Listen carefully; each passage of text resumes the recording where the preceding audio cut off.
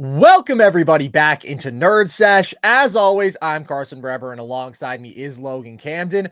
And oh my goodness, were we just treated to one spectacular day of basketball, Logan. Yesterday, let's be honest, was probably the weakest day of the playoffs so far. This was the strongest, man. 3 unbelievable games, and even Pacers Bucks was fun in its own way. But we got to start with the nightcap, Logan, because Anthony Edwards, who some have called the second coming of Michael Jordan, who some have said maybe his literal son, putting the Phoenix Suns to bed in a sweep. What the hell do you have to say about the level that Anthony Edwards is playing at right now in Minnesota, coming through in such impressive fashion? Anthony Edwards is just bred for the big moments, man. He is ready for anything that's thrown at him, man. He is just one of the mentally fiercest basketball competitors I've ever seen, man. I don't know if you saw that SVP quote, Carson. I want to kill everything in front of me. That was verbatim a quote from Ant when he was on with SVP, dude. And it just permeates through the screen, man. Like Ant is, I don't know. He comes up in these big moments, man. I don't fear when he needs to crank it up a notch. And when he enters that zone, there are very few players I think I'd rather have than Ant. And what I mean by that is when he gets into that flow, that rhythm where his pull-up jumper is falling, he makes some crazy tough shots tonight, man, especially in the fourth quarter. Pull-up middies, pull-up threes. That one that made my jaw drop was one when he stepped into that deep three-pointer from Conley when he leads him into it. And Ant immediately goes up with it. And then the other play that just makes my jaw drop is after he's dealing with the ankle injury, man, he has that monster jam and he blocks Devin Booker on that help side. Wow. I mean, it is a star-making series. It is a star-making performance. And Ant consistently, it's a small sample size given that, Ant has stepped up to the challenge in every single series, every single game. Like, there's been one game where his jump shot was off, and he was still uber effective, playmaking, defensively, rebounding. Ant's a superstar, man. And the thing that really stood out to me, and it stood out to me this entire series, is not the crazy athleticism. It's not the defense. It's not the pull-up jump shooting at the scoring. It is the decision-making and the playmaking, man. That's the thing that I've been most impressed with Ant throughout this series, dude. Drawing double teams. You know, he finds McDaniels in the corner for a wide open three. There's another one where he collapses the defense. He kicks out to Conley in the corner, and nobody can stay in front of him, man. When the Suns send a double at him, dude, when he's finding the guy, and when they don't, he's just exploding by somebody to the rim.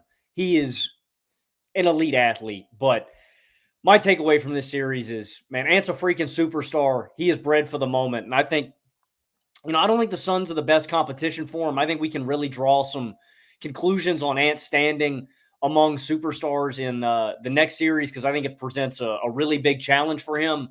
But Ant's a superstar, dude, and he is bred for the moments. He's a bona fide number one, and they're asking you for a public apology, Carson.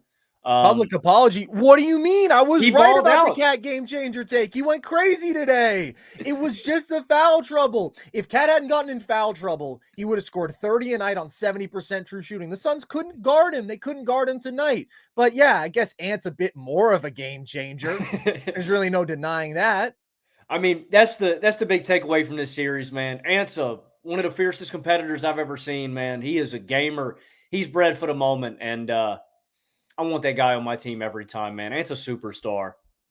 Unbelievable performance from him.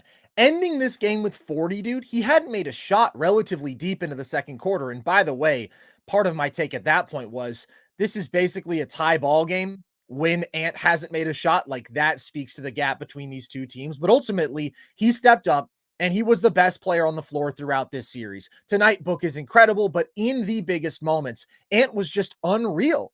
And there is a consistent trend somehow over the sample size that we have of him in the playoffs of him elevating his level as a pull-up shooter and making these difficult shots where in the regular season, he isn't as consistent. He isn't as efficient. We've seen that in his first 2 postseason trips. And so far in this run, he shot 44% in terms of effective field goal percentage on pull-up jumpers this regular season, which is quite a low number for a high-volume shooter.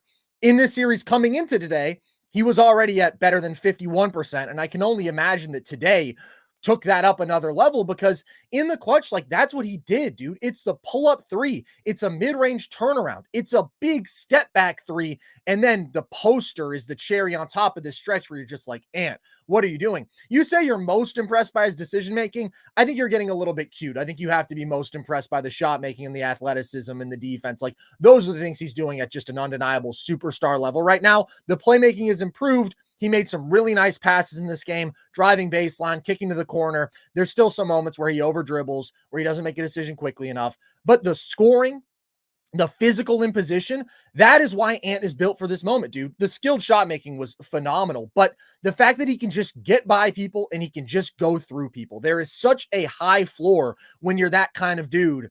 It's special. He is obviously one of the special rising talents in this league, and we can evaluate him right now like he's a finished product, but he just isn't, dude. He is so young. The man is in his 4th season doing this. That is beyond irregular. That is like special stuff within the scope of modern league history. He gave you 31, 8, and 6 on 65% true shooting in this series with elite defense. Absolutely phenomenal stuff. I also do want to give props to this Minnesota defense, though, because Ant was the star. Cat had a really, really great offensive game. But ultimately, in that closing stretch, like, Minnesota makes multiple huge plays defensively. You have NAW forcing multiple turnovers on Bradley Beal. You have, I can't remember exactly who it was, picking off the KD pass to Nurk out of pick and roll. And throughout that 4th quarter, Devin Booker had been getting downhill throughout this entire game, and he had found a lot of success doing that. Gobert, on 2 occasions, just stands him up, cleanly blocks him, and Ant comes in with a huge block on another Book drive. So they are special on that side of the ball. But what they did offensively and what Ant did offensively in this series is when you start looking at them and you're like, this team can absolutely win the title, because that has been the one concern. The one concern is, can they produce good enough offense when we're talking about stacking up against the elite teams? Can Ant rise to the level of these tier 1 superstar guys? They checked both of those boxes off with flying colors in this series. I tend to agree, and a lot of it is a part of the defensive and effort category. I mean, they dominate Phoenix on the glass all series long. They flashed this up during the game. Plus 24 on the boards in game 1. Phoenix gets them back in game 2, still lose. Plus 22 in game 3.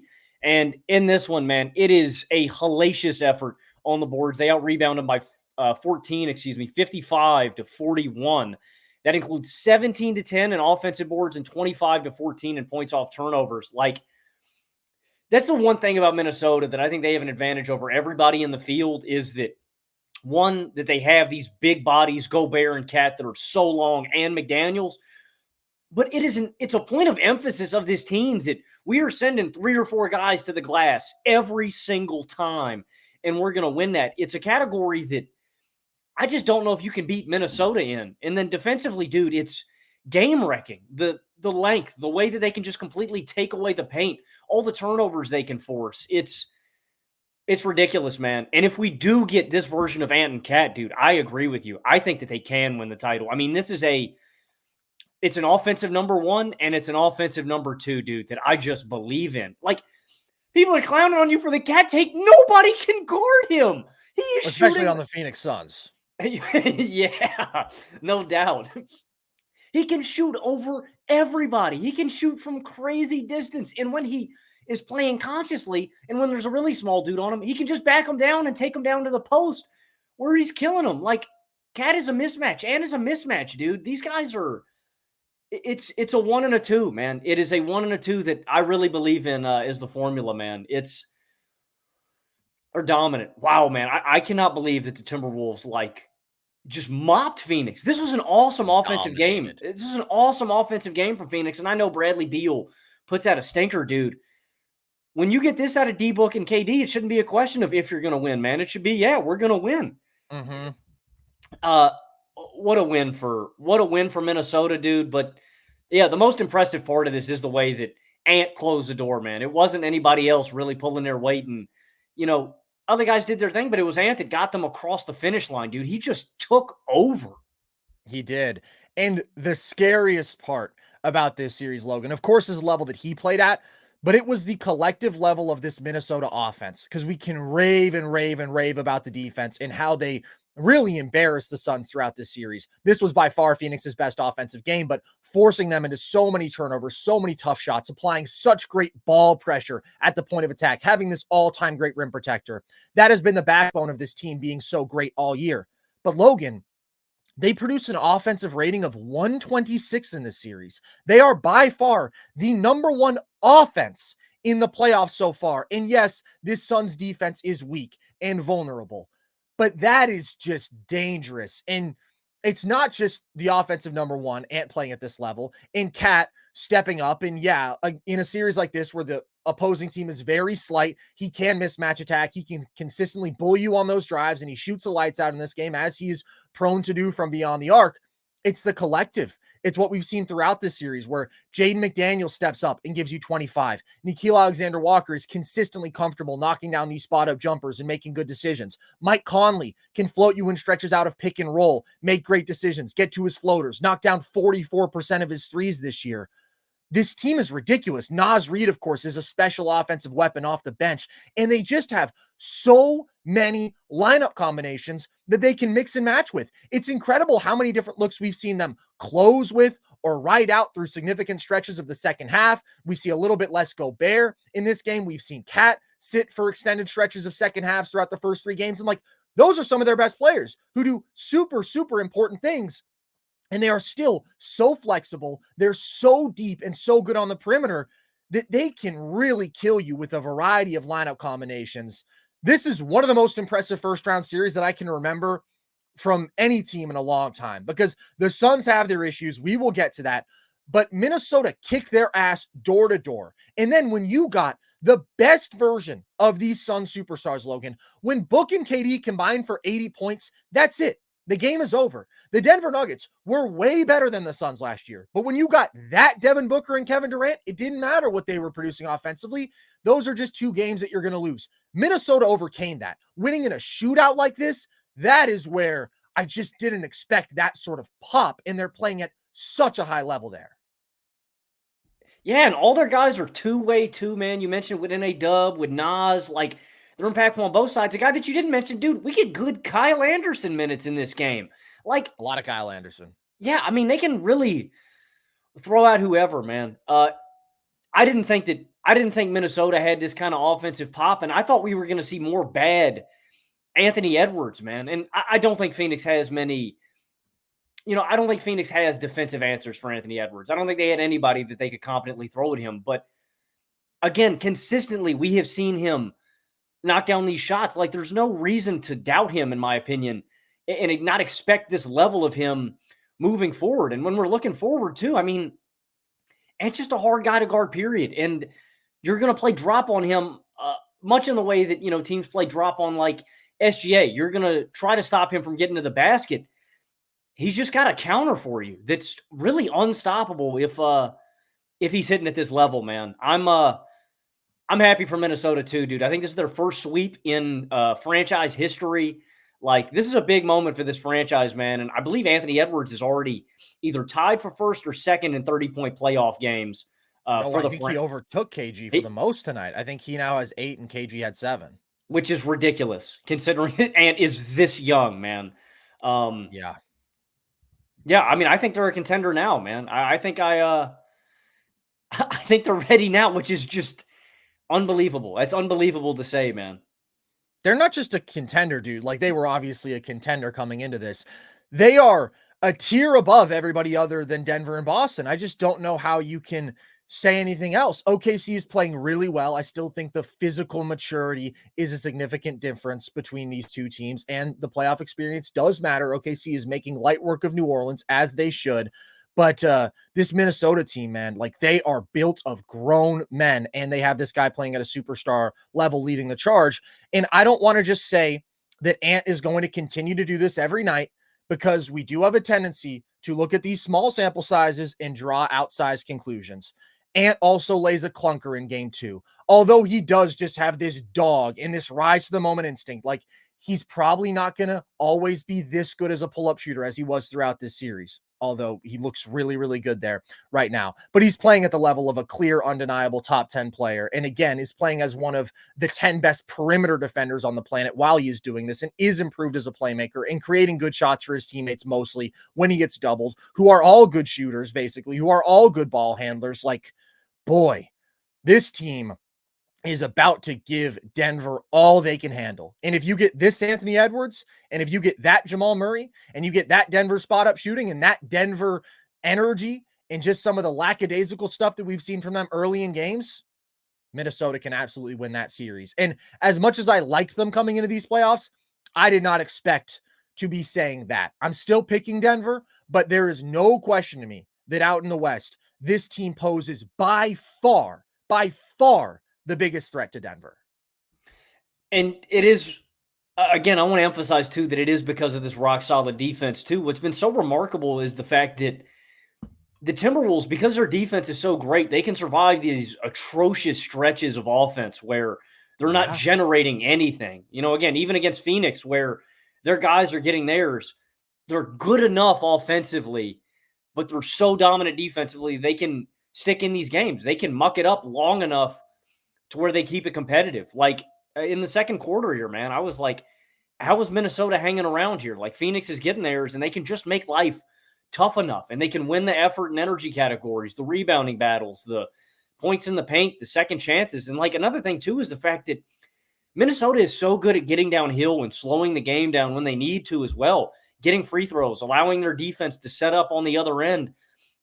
It just plays into their favor, man. And this series proved to me that I think that Minnesota can play a little bit more, varied basketball. You know what I mean? I think this team can play in slowed down environments. I think they can play in up-tempo environments. I think they're very adaptable. And this consistency that we get on the defensive end is the reason for that, dude. I just think that every team is going to struggle against Minnesota defensively. Obviously, we're really going to see how much it is when they take on the best offense in basketball in Denver. But that's what I'm so excited for, man. It's going to be the battle of the best defense in basketball versus the best offense.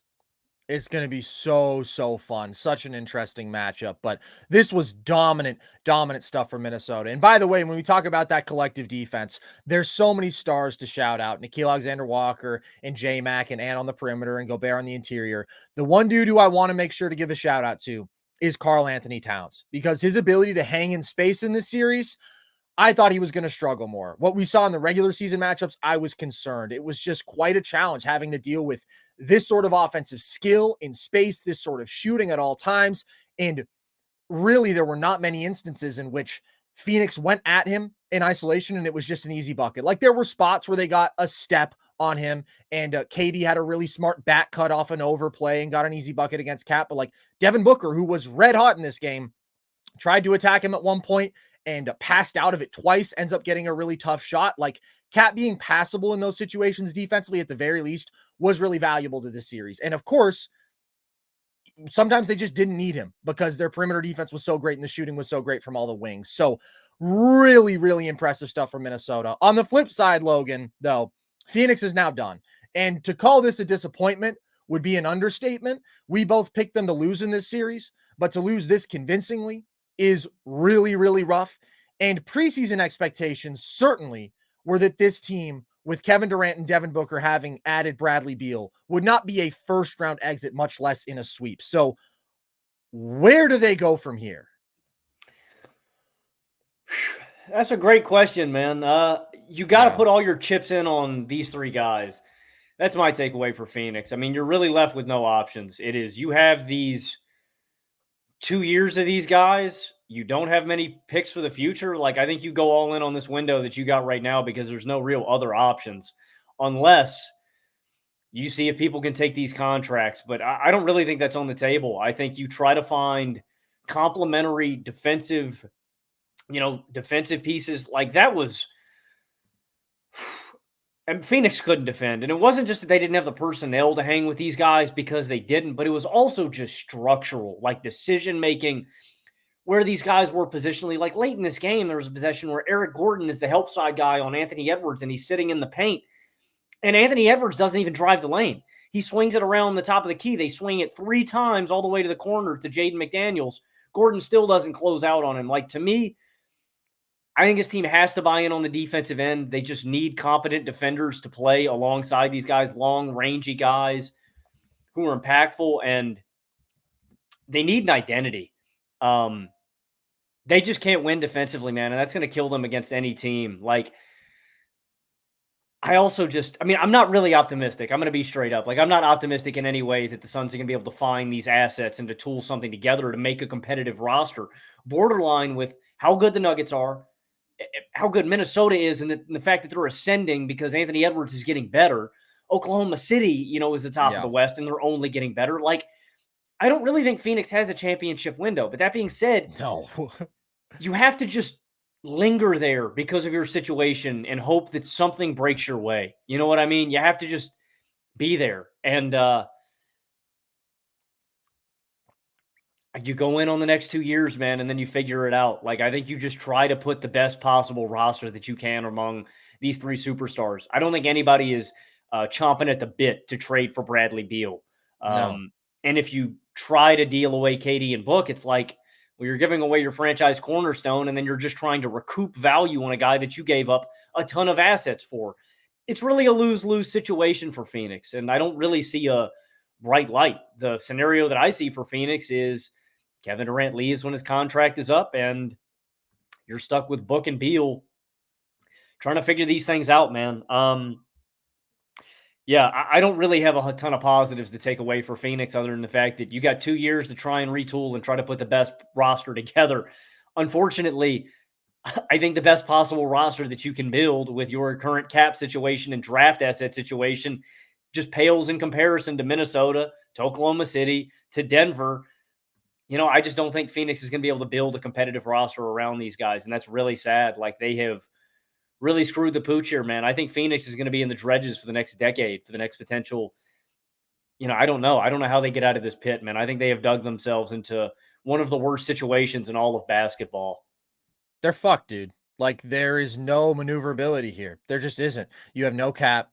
You have no assets in terms of draft picks. You can't just add long, rangy wings who can shoot alongside your guys. Like, yeah, that'd be great. They would have done it. That's the reason that they have these incomplete role players. Like Royce O'Neal, there's a solid move, right? But obviously he's not a significant, consistent impact player offensively. And then you have the offensive dynamism of a Grayson Allen, who obviously gets hurt in this series. But like, geez, these guys as your fourth, fifth best players, they're just not cutting it. It was such a glaring issue throughout this series because the stars really struggled. But this is a night where, again, your two superstars play out of their minds. Out of their minds. They combine for 82 points on 67% shooting, and you still lose. And it's because you can't defend, and it's because you don't get significant enough offensive contributions from anybody else on the floor. Like, this was a game where Book and KD weren't just specialist pull-up shooters, as we know they're always capable of being, but they were consistently getting downhill. Book eats up free throws in this game. KD is aggressive, attacking the basket. He gets a great look at the rim off a cut, as I mentioned earlier, actually gets by Rudy Gobert on a switch for once. Like, they were checking all those boxes offensively. And by the way, playing small ball was pretty crucial to doing that. I thought that they were clearly just a better basketball team without Nurkic on the floor because you have such cleaner driving lanes, right? You don't just have Rudy Gobert constantly looming, waiting to blow up every attempt. And on the flip side, Gobert couldn't really punish them. He tried to mismatch attack a couple times. It was sloppy. It wasn't very successful. And obviously, Phoenix is going to lose on the glass in those configurations, but they've been losing on the glass no matter what. So just having that sort of fluid, up-tempo offense, great spacing, everybody can knock down a shot. I thought that was really good for them, which speaks to another reality, which is that Yusuf Nurkic is a bad answer at the 5 for this team. There are so many problems that they have to address, and they simply don't have the opportunities to do so. And Bradley Beal was a disaster in this game, and ultimately is just such a devastating allocation of $50 million in cap. And we've talked about this, how they didn't have good options. They had to move CP for some other big contract, but man, that is one that I think you would go and you would take back and you would just say, you know what, CP3, you may be way over the hill. Let's just ride it out a year with you so we don't commit to 3 years of Bradley Beal, because committing to 3 years of Bradley Beal is a disaster. This game, he's missing looks around the rim. He has 6 turnovers. He's ultimately basically unplayable. So the question is just, how do you proceed? Because I don't know how you run it back with this big three, man. There's too many redundancies.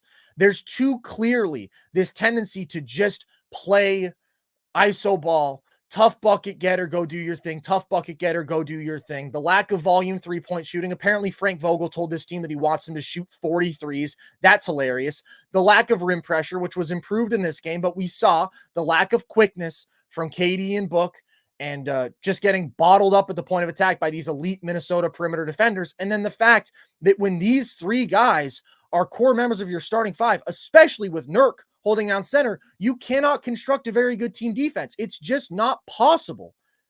But then you're right. Nobody is trading for Bradley Beal. Nobody.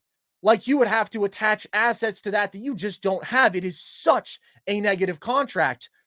Honestly, I would probably trade Kevin Durant, because Book is the guy you're going to get the most significant haul for. I just don't know how you do that to your fan base. They love Book. I don't know how you say, we're going to trade away our 27-year-old superstar who is equally good to Kevin Durant. Those guys, to me, are the 11th and 12th best players in the league, probably. Maybe Anna's climbing up that list and surpass them, but whatever. They're both top 15 players. I don't think either of them are top 10 players right now.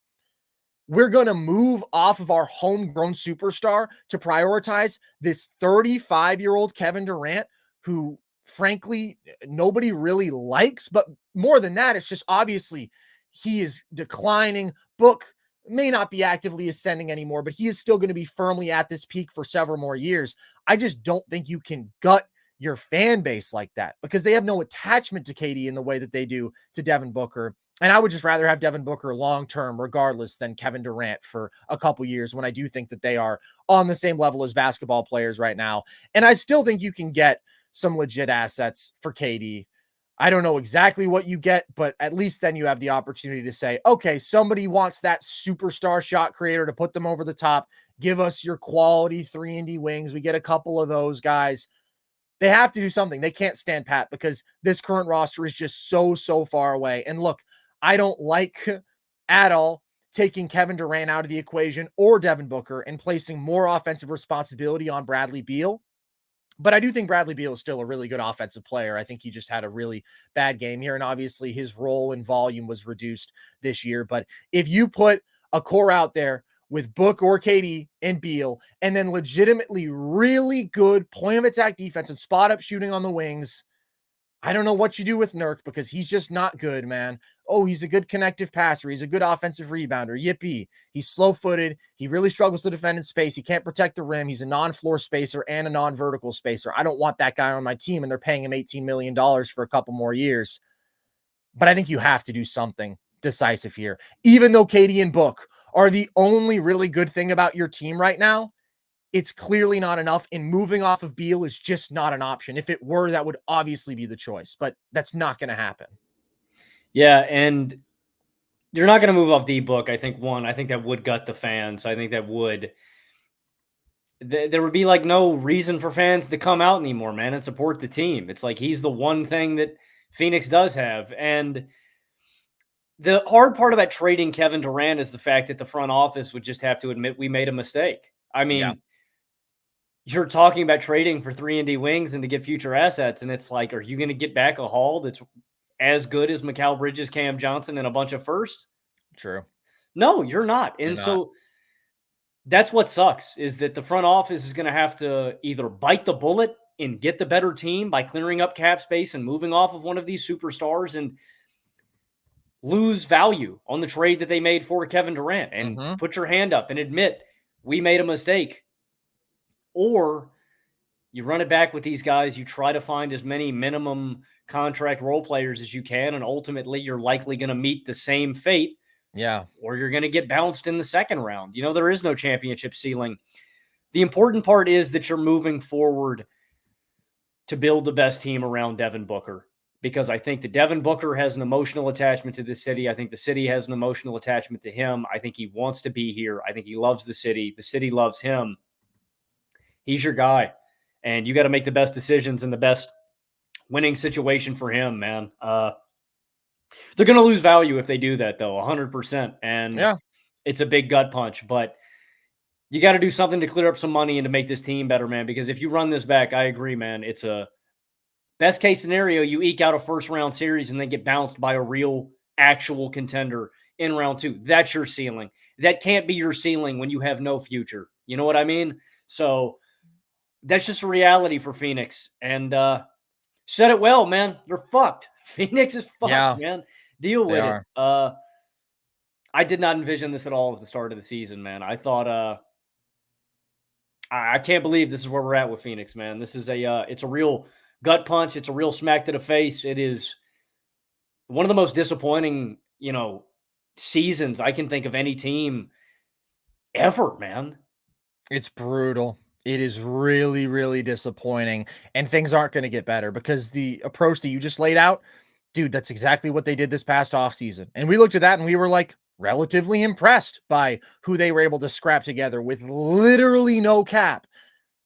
I just don't think you're making meaningful improvements doing that. So I would legitimately be looking, okay, who are these good teams who want somebody to put them over the top? I don't want to be cliche here and bring up the New York Knicks because the Knicks are playing great basketball as is, but there will be rumors. And I'm just thinking about teams that have these wealth of great role players, right? If you Yes. could trade Kevin Durant and you could get yourself back, whatever Julius Randle. combination. No, not Julius Randle. Ideally, I don't even know what you would do with Julius Randle. It's an imperfect comparison, but the Orlando Magic may be another team that needs an offensive superstar to put them over the top. And you get Suggs and you get Jonathan Isaac or Wendell Carter Jr., right? And now you have flexibility in size and athleticism at the 5 and skill, and you have an awesome point of attack defender, or you do go for the Knicks and you get whatever combination of Deuce McBride. You're not getting OG. I don't think the Knicks would move off of him, and I don't think that they should. But even like the DiVincenzo's and Josh Harts of the world, like they're so much better at their jobs. Neither of them are necessarily game-changing point of attack defenders, but I just think that's the best course of action. Like find that team that can offer you what you need, which is high-quality role players. And are you opening up a title window doing that? I don't think so.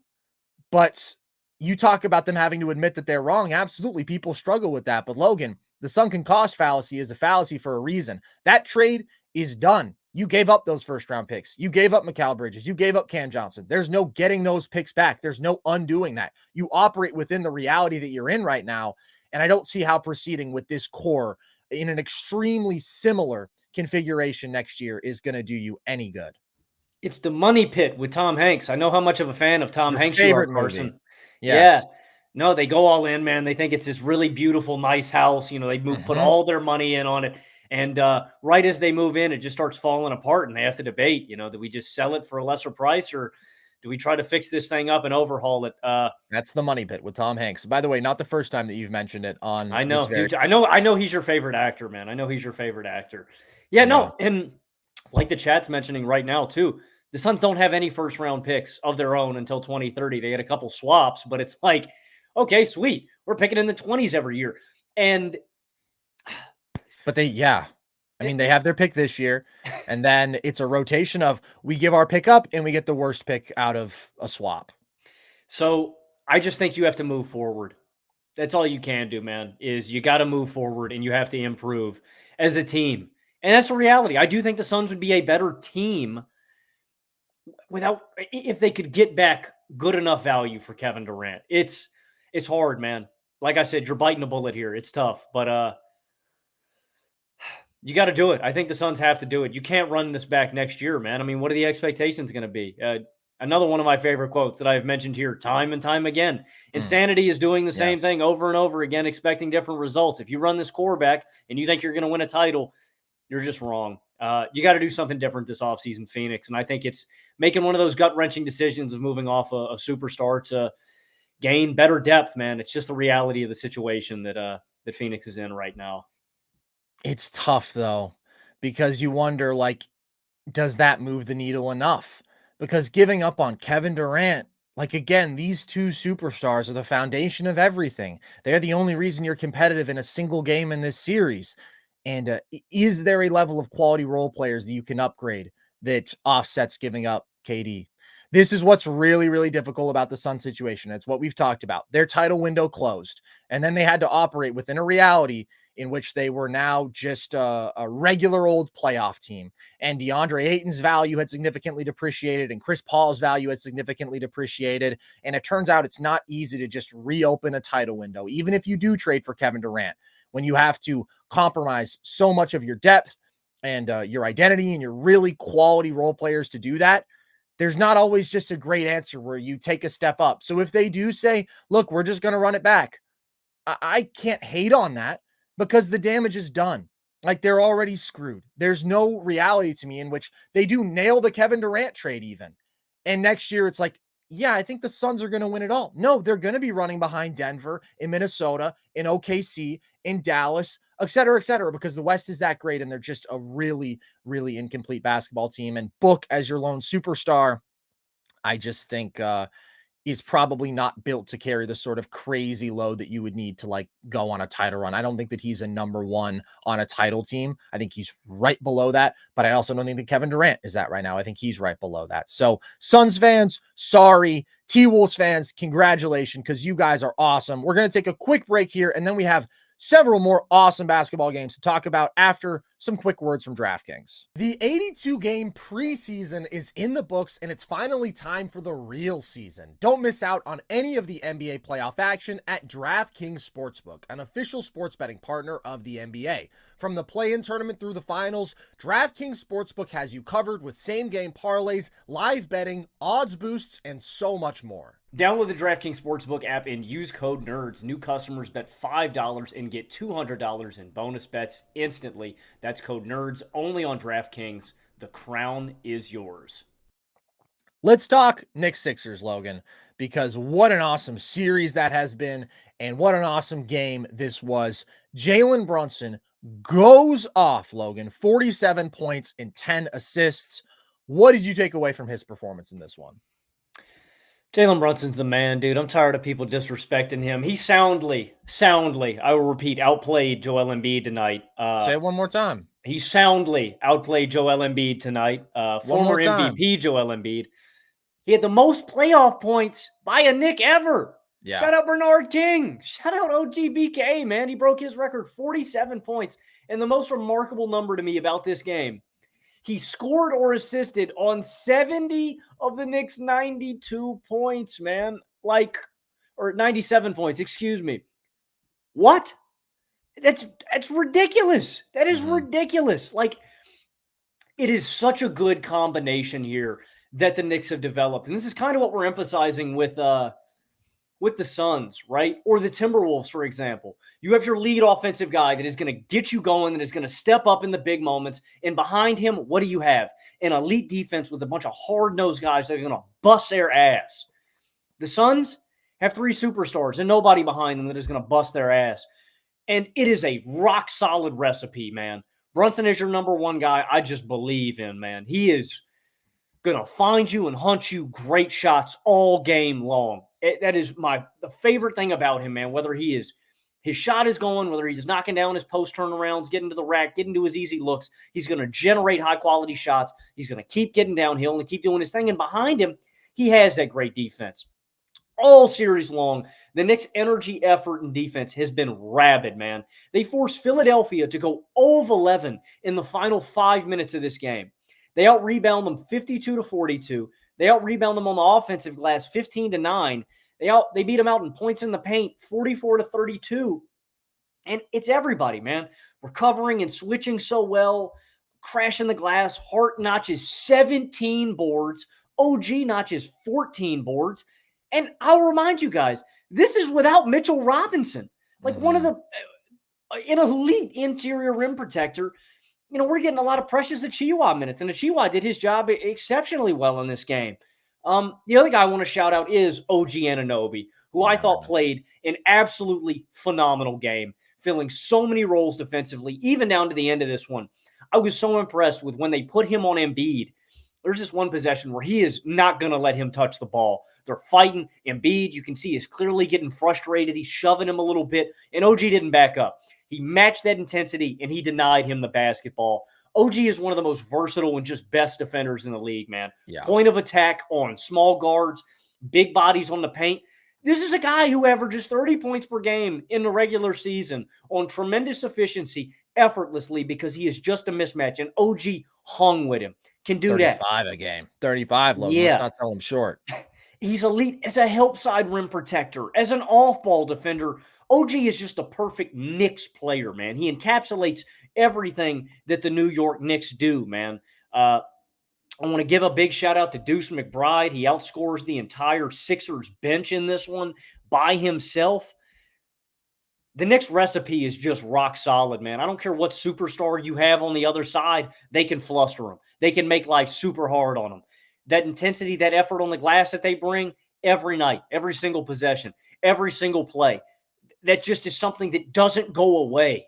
You know what I mean? Like pull-up jump shooting that wanes and waxes and changes game to game. That consistent defense, energy, and effort doesn't go anywhere with New York. And Jalen Brunson's consistent offensive brilliance doesn't go anywhere. And that's why the Knicks have such a great playoff recipe, man, and why I think you can bank on them doing big things and showing up every game. There's not going to be a game where I'm like, damn, man, the Knicks just really didn't show up. They just have things that don't change game to game that keep them in every ball game against any team. And I know Embiid's not at 100%, but this is the second fourth quarter where we have seen him really disappoint. I mentioned, I think it was game 2.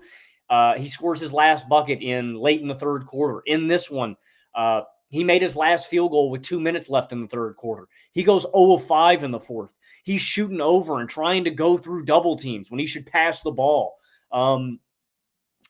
He's just played poorly, and the Knicks have consistently been able to fluster him, man. The Knicks have a perfect playoff recipe, and they have a great team top to bottom, man. From Jalen Brunson to this rock-solid defense. I believe in the Knicks playoff formula, man.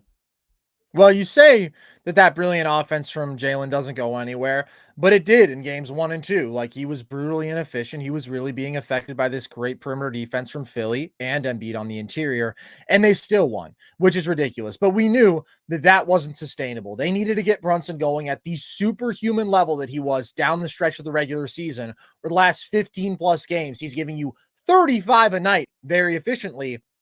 And that is the Jalen Brunson that they've gotten over these last couple games. And I think there's a few key adjustments that he has made in terms of how he's attacking this matchup that have made a pretty significant difference overall. First of all, I just love how much he is looking to facilitate over these last 2 games, because Brunson is generally a score-first lead guard. Like, he is certainly a capable passer, but he doesn't fall into the mold of obviously the Lukas and whatnot, who you could argue are equally great as both scorers and passers. But he is consistently now hitting those pocket passes and those dump offs to Isaiah Hartenstein. He's making the kick out passes in this game. The guy is drawing so much defensive attention, and he is weaponizing that to create good looks for his teammates. 13 assists combined over games 1 and 2. He had 23 assists over games 3 and 4. So that's where you get like that overall offensive impact that is just so clearly superstar level. You mentioned the total number of offense he created. Going into the fourth, it was 61 of their 77 points, man. Ridiculous. 3/4 of their offense was created by Jalen Brunson. But in terms of his scoring efficiency, one of the things that you see in this game is they are basically running handoffs into pick and roll. And the advantage of that is that when he has these super long defenders trailing him, they were able to affect him in those first couple games with their length, with rear view contests and back pressure. And when he is running pick and roll out of a handoff, he gets a running start. And so he can immediately get more of an advantage and get downhill quicker and avoid those guys. And just generally, he has been much more decisive and downhill out of pick and roll, because he often likes to operate where he goes to his hostage dribble, right? And he's just going to sort of slowly, methodically carve his way to whatever spot around the elbow or from floater range that he wants to get to. But that's tough when you have these super big, long guys on your back. What he's started doing now is just getting downhill. And instead of taking these tougher 15-foot mid-range jumpers, he still can't go right at Embiid, but he's getting these 6-7 foot floaters that he's putting right over him. So that has been a very positive change to increase his shot quality. And just generally, they're running very high pick and roll. So he's getting these big runways out of isolation. he's getting a step on these guys who in the first couple games, he just wasn't. It felt like no matter who he had, Tobias Harris, Kelly Oubre, Nick Batum, like he was not going to get by that guy in isolation. He was going to take a tough pull-up jumper. And now he's started to get a step. And so he's just getting better shots. And then on top of that, of course, he's making tough shots in a way that he wasn't over those first two games where he was just off. And there's moments of ridiculous footwork in this game. He makes a wrong-footed jumper over Embiid as the shot clock is winding down, just like sprinting across the paint. And you're like, how did he do that? He has a low pickup where he starts his gather at the 3-point line and gets an and one floater at the end of the third. He has a beautiful Euro step in this game. Like, that's what's so unreal about Brunson. It is the footwork. It is the craftiness on top of this great shot making. And it's all coming together for him right now. And he hunted the easy stuff better. Transition. There were a couple spots where he attacks a clean paint. The defense isn't set yet, or they just didn't match up well. And he gets a couple legit open threes. And he had two great looks from deep in transition that he missed. But game 1 and 2, dude, they were attached to Brunson every single second. There was not an easy shot that he took. And so even him missing a couple of very makeable looks to me is a positive from this game because he has to carry a superhuman burden. And we've known that. And so he has just found his rhythm and is playing at a much, much higher level offensively than he was in those first two games. And he isn't even shooting well from deep in this series. And the team isn't even shooting well. And yet he is still able to go crazy and they are still able to will their way to a win. That's just Knicks basketball, man. It's Jalen Brunson going crazy and it's a whole bunch of heart. It's unbelievable collective team defense and effort in what they do on the glass. And I do want to give real props to OG because boy, did he ball out in this game. And he is so valuable just as another guy who can get himself a shot every once in a while. He's not going to do it a lot. He's not going to regularly explode for 20 plus, but just having somebody who is physically imposing enough and also skilled enough as a shot maker where he has a couple nice aggressive drives in this game. He has a couple patient drives where he's shifting gear, creates himself a couple nice mid-range looks. Like just having something of a release valve is really, really valuable.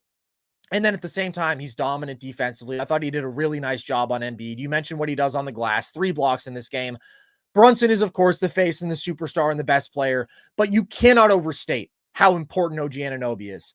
Like, this team did not lose once they added OG. They did not lose. They were 20-3 with him in the regular season. They were outscoring teams by 25 points per 100 possessions. And it's because he's a world-class defender and he's a really valuable, versatile offensive player. And I thought all of that shined in this game as well. So props to the Knicks collective. Always there's a different hero role player game to game. It's incredible. But Brunson and OG as those staples, like they really, really came through in this one.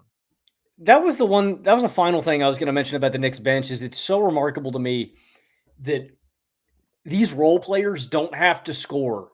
They can have an off scoring night and they are still super impactful, right? Like a Josh Hart, scoreless from the field. I mean, he doesn't make a field goal in this game. Mm-hmm. He is 0 for 7 from the field, 0 for 3 from behind the arc.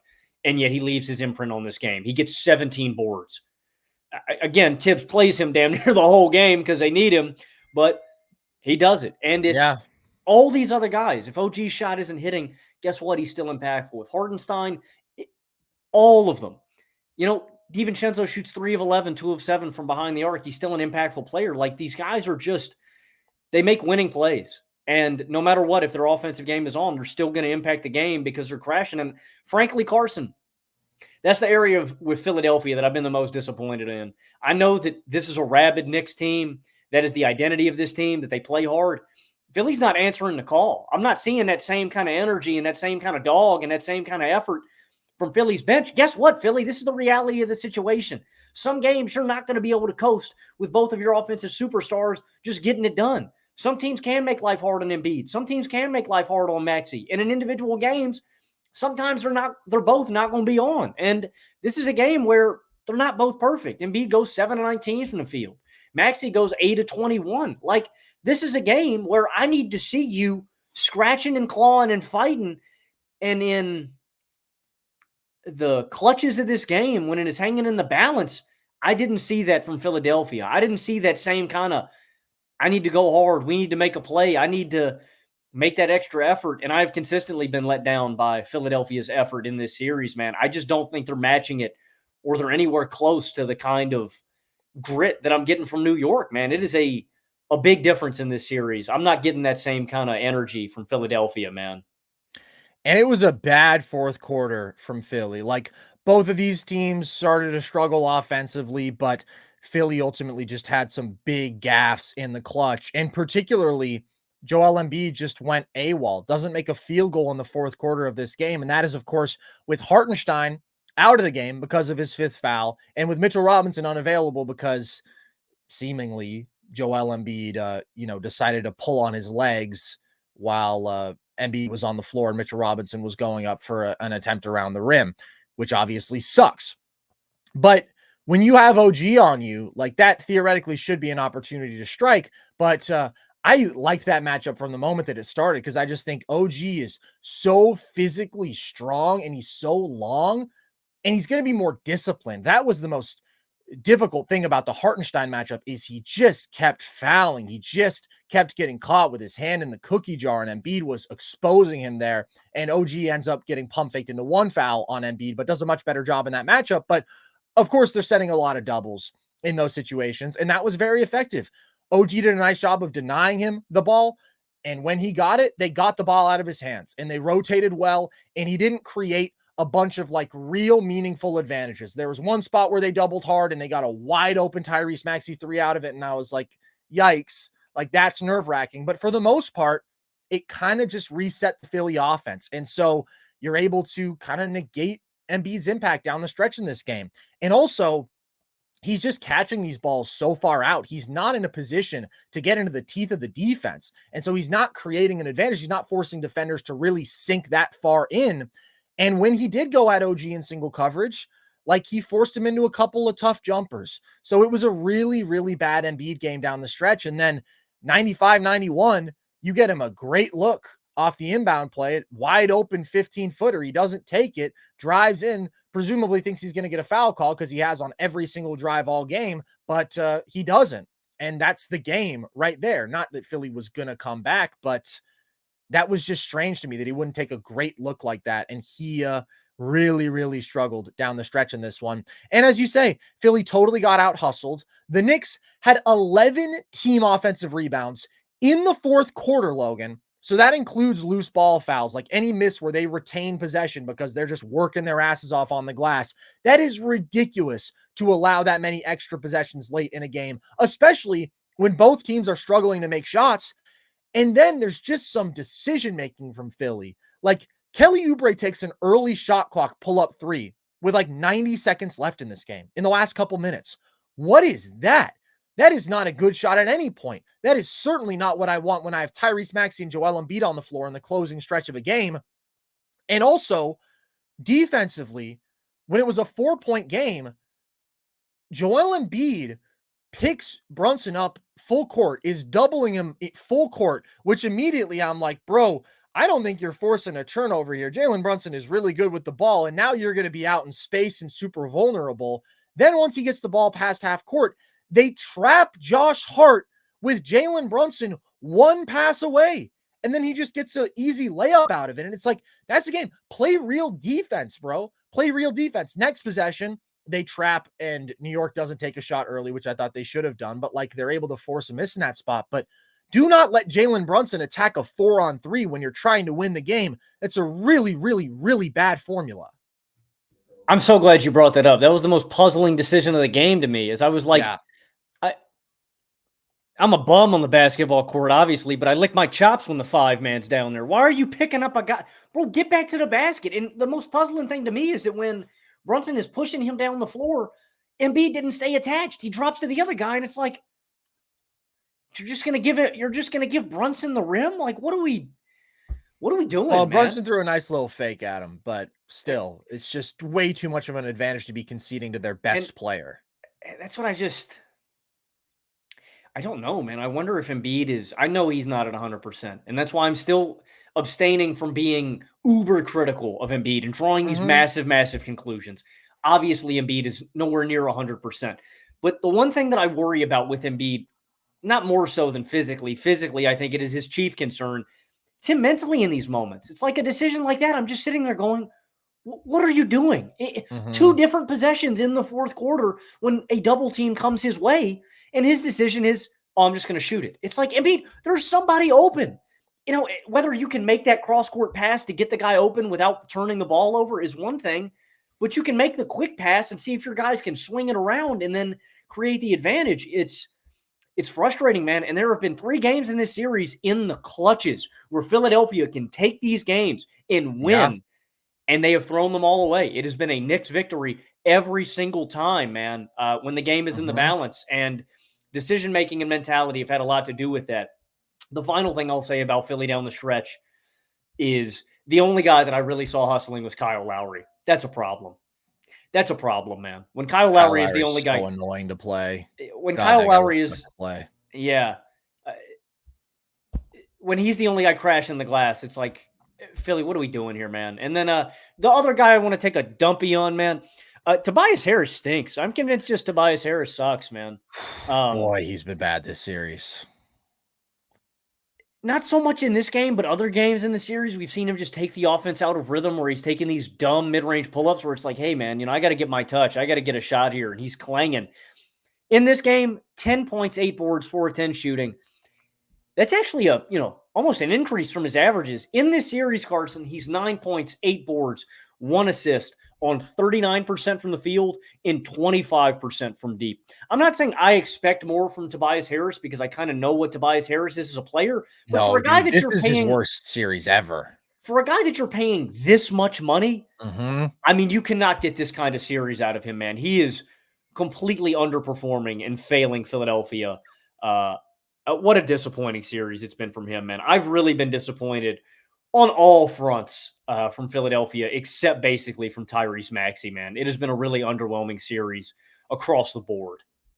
Tobias Harris, dude, is deservedly, I'm sure, the most hated man in Philadelphia right now. I hate to say that anybody deserves to be hated, but good God, man, you just think about that contract and you think about the production that you've gotten for it.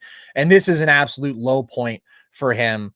Kelly Oubre is so much better than him right now. He is playing his ass off defensively, like gave Brunson fits over those first 2 games.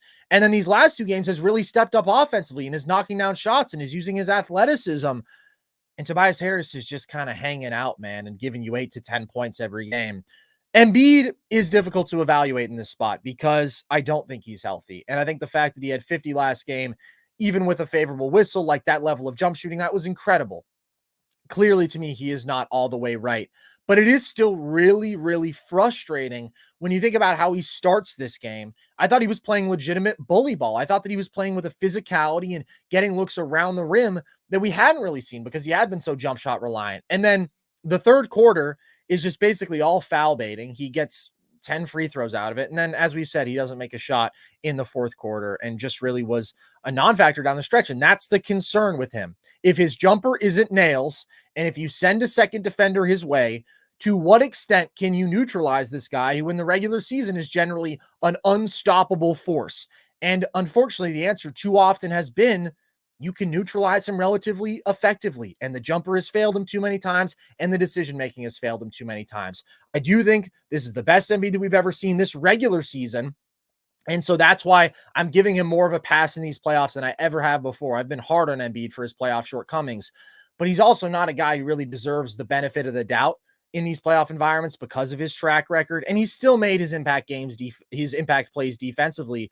But Brunson dominated this game and Embiid faded. And that's kind of the story of this one. It's the story of this one. And outside of his play, I want to ask you, Carson, what have you thought about the exterior plays that we've seen from Embiid? Because I did go back and I watched the Mitchell Robinson play. I hadn't gotten a good angle at it initially. I was just wrong. Like, that's uncalled for. I mean, you are attempting to injure him. It is, There's a shoulder to Brunson on a cut that he's making that just feels unwarranted, where it's like I don't know, man. It comes off like a frustrated kid almost, where it's like, oh, man, things aren't going my way and I need to act out this aggression. And there's another one where he gets a block and he steps on Hart. I was erring on the side of caution way more with that one, where I thought I didn't like that one, Maybe dude. this was unintentional, but the thing about that clip is the fact that he makes contact and then he re-steps on it. Then he goes, "Oh Exactly. my God, I didn't see Josh Hart there." And it's like, I don't know, man. It really makes me mad when I see a player that, and I think this goes with refs too. Embiid is going to get his baseline of foul calls because that's how he plays. His style of Yeah. play is just going to inherently draw calls. But the issue that I have with Embiid, and I think the issue that the refs have, is the grifting, the baiting, the fact that he's looking for these calls, and the fact that he is kind of dirty, where he isn't intentionally making these plays, and he tries to play it off like, oh, I didn't, I didn't do this Yeah. intentionally, and it's on the tape, dude. We can see that you're doing these things intentionally. Yeah, no, I've been I don't like that, man. I don't like that, seeing him inconsistently do these things. The Robinson one is ugly. The Brunson one is inexcusable. And then the Hart one, I can see maybe going his way, but the second step, I don't know, man. I don't really like Embiid's personality and how he acts out when he's having a frustratingly bad game. Like, I can empathize with you being frustrated having a bad game, but it's like, yeah, I was just about to mention Russell Westbrook when he's over from the field and Mm-hmm. you see him throw a little hissy fit, a little temper tantrum where he's swinging on the Luka and swinging on PJ. Bro, it's okay, Russ. You're having a bad game. Like, channel that energy into playing hard. Don't Mm-hmm. channel that energy into making, trying to hurt people or playing nasty. Uh, Yeah. I don't like that from Embiid, man. That is one of his worst qualities as a superstar player. It's a terrible, terrible quality. And I will say, I thought the little forearm shiver to Brunson was not comparable to these other ones. To me, that's like unnecessary, but it's not uncommon to see that sort of an offensive foul in these playoff environments. Like, people do that. The Mitchell Robinson one was terrible. The Josh Hart one, as you say, to me, it's totally unnatural to step two times in the same spot when you know that you're stepping on a person. I don't like any of that. But the foul grifting is another story of this game, just because, like, that was the third quarter, dude. It was literally Joel Embiid trying to find his way to the line every single time, not making basketball plays. It's rip throughs. It's, oh, your hand is on my hip. Your hand is in the shooting pocket just the slightest bit. I'm going to hook your arm and then we're going to go up. I'm going to throw a pump fake and then I'm going to jump forward into the defender. Like, every single possession, deliberately trying not to put up a legitimate shot attempt, but to get to the line. And that just sucks. That sucks. And Embiid hasn't been rewarded for that really throughout his playoff career when you think about the results and the fact that ultimately it's been, hey, Joel, show us what you can do as a shot maker. Show us what you can do as a decision maker. And he's fallen short there. And I just think that's so bad for basketball when you're playing this style. And people are trying to draw this total false equivalency between what Embiid is doing, which is this egregious, over the top, every time down foul baiting. And I'm not even denying that, like, a good number of them are fouls. And again, Hartenstein, dude, just has to learn his lesson. Keep that hand away from his body. Hands where I can see him, bro. Like, you are going to have those called against you consistently. But then they're trying to compare that to Jalen Brunson's, like, really normal. And I don't like any foul grifting, okay? But it is inevitable among superstars in today's NBA, and he is going to sell some contact. He pump fakes and jumps into a defender and hits an and one in this game. But the scale of it is so much less. Brunson has taken 116 shots in this series, and he's taken 38 free throws. That's over 3 shots per free throw attempt. Joel Embiid has only taken 89 shots, and he's taken 59 free throws. That's 1.5 shots per free throw attempt. And you can say, oh, well, Embiid is the much more physically imposing guy, so of course he's going to get fouled more. Okay, that's true, certainly. But, like, both these guys are living on very jump shot heavy diets right now. And Embiid is drawing an obscene number of fouls on those situations. And again, it's the intent, a significant percentage of the possessions just to get to the line that I don't like. And I think is bad for the sport of basketball. And I think it's silly that people are acting like it's the same thing. Like, there are degrees to this. Basically every single star in the NBA does some level of foul baiting these days. But Embiid is the worst of the worst of the worst. And it's frustrating to see it rewarded consistently throughout a playoff series like it mostly has been in this matchup. And the biggest difference between those two is Embiid's got a foot on Brunson, and he looked like he ate a Jalen Brunson. Like, True. he's huge. Like, this is – I expect this, behavior maybe a little bit from an Austin Reeves, a smaller guard. Maybe I expected a little bit from a Jalen Brunson. But it's like, bro, you're massive. Like, you shouldn't, one, be acting like this, and then two, man, go on the low block and go do some work, Embiid. Take advantage of a mismatch, man. Stop trying to go for the jumper so much. It is a bad. It's the art of foul drawing, Logan. People love to praise the art of foul drawing. It's I'm ugly. not saying that it's not ball, valuable. Man. And of course it's super valuable. That's the problem, dude. If you get to the line for 2 free throws, you're going to average like 1.7 points per possession, right? A significant majority of the time, a free throw shooter as great as Joel Embiid is going to knock down both those free throws. That is a better opportunity than any shot he could get that isn't a dunk. Like, he can be nails from mid-range. He's going to make roughly 50% of those shots. So, of course, it's a very favorable thing to do. That doesn't mean that it doesn't suck and that we shouldn't try to legislate it out of the game. But alas, that's the reality. Embiid is going to continue to do that. And seemingly he's going to continue to be rewarded for it throughout this series. But I don't like it, and I was annoyed by it here.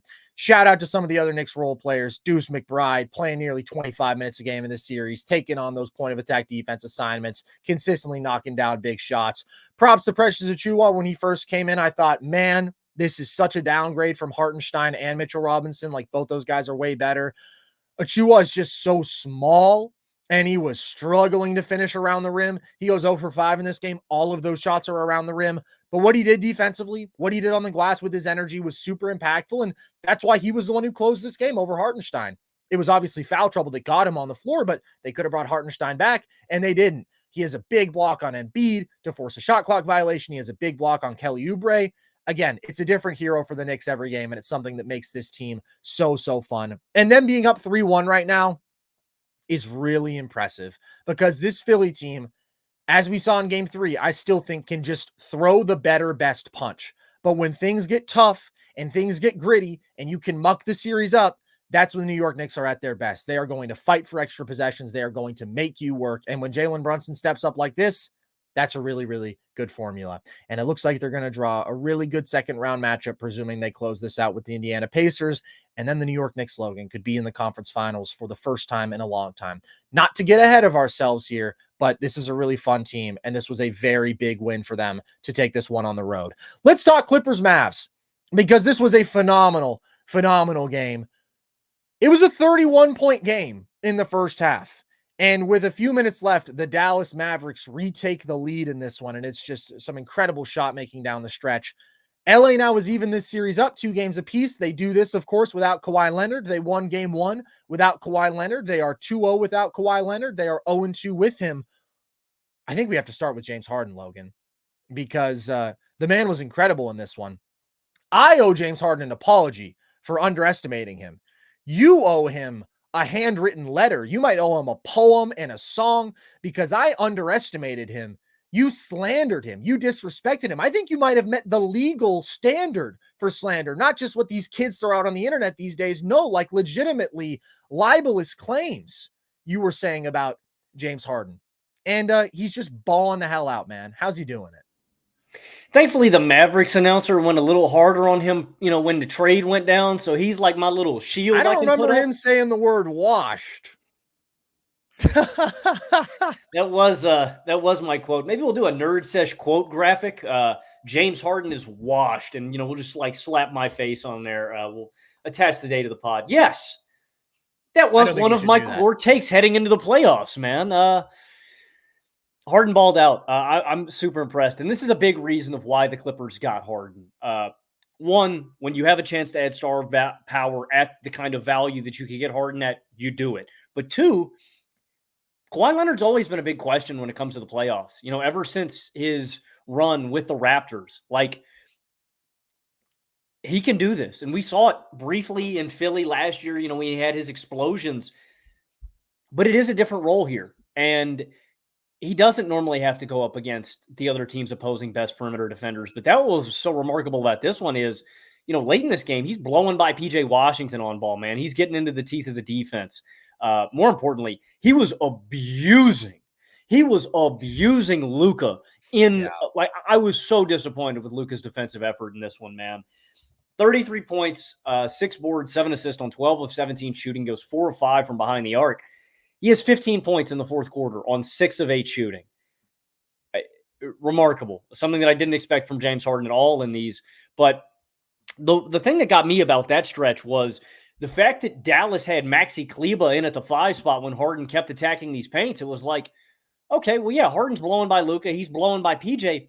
You don't have anybody who can actually deter Harden from getting into that look. Like, it was just effortless for him. One, I think Harden just consistently needs to do this more.